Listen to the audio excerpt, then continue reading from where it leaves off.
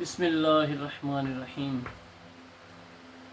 दोस्तों, साथियों, हम वतनों, आपसे कुछ गुजारिशात करना चाहता हूँ।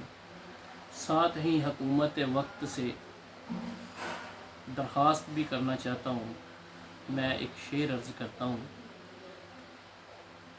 सितम कशों के मज़ालिम को ख़त्म करना है, वजूद और बला किस तरह बिखरना है। ये कर्ज जान का तवान दे के भरना है, फिर उसके बाद तेरा हाल कुछ संवरना है। 75 सालों से हमारे हुक्मरानों ने, सियासतदानों ने जो हमारा हाल कर दिया है, आपके सामने है। आज वक़्त देख लें, लोग अपनी इज़्ज़तें बेचकर, अपने घर का सामान बेचकर बिजली के बिल भर रहे हैं। अब आप मुझे ये बताएं, इस चीज़ का कोई हल नहीं है। हुक्मरानों की अय्याशियाँ अपनी जगह पे। कभी दावे किए गए कि फ़लाँ गवर्नर का ऑफ़िस है वो बेच के ये किया जाएगा, छोटा दफ्तर बन जाएगा, ये होगा, ये बड़ी बड़ी रहाइशें, ये इसमें हम ये बनाएंगे, वो दावे भी बेकार गए। फिर दावे किए गए, छोटे थे उस वक़्त सुनते थे, कर्ज़ उतारो मुल्क संवारो। न कर्ज़ उतरा न मुल्क संवरा।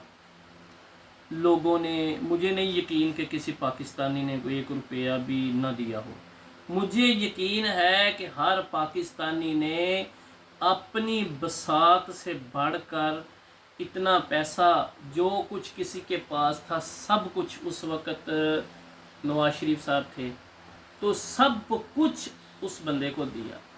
लेकिन हमारा ना कर्ज उतरा तो ना मुल्क संवरा।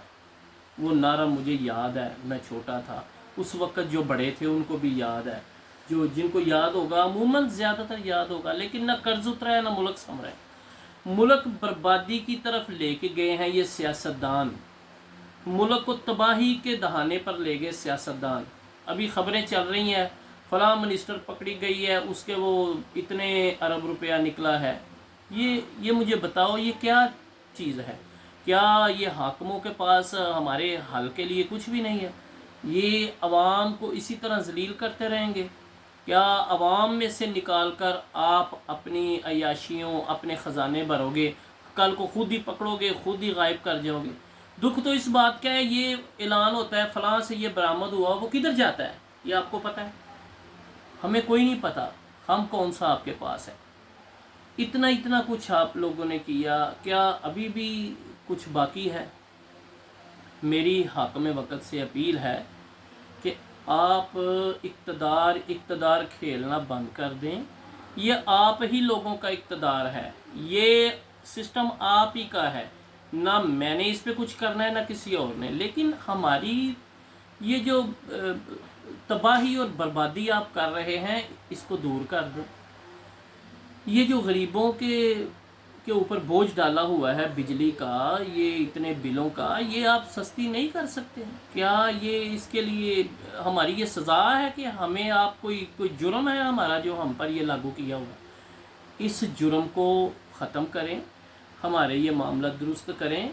हमारे लोग एहतजाज करते हैं, कुछ सुनी नहीं जाती उनकी बात।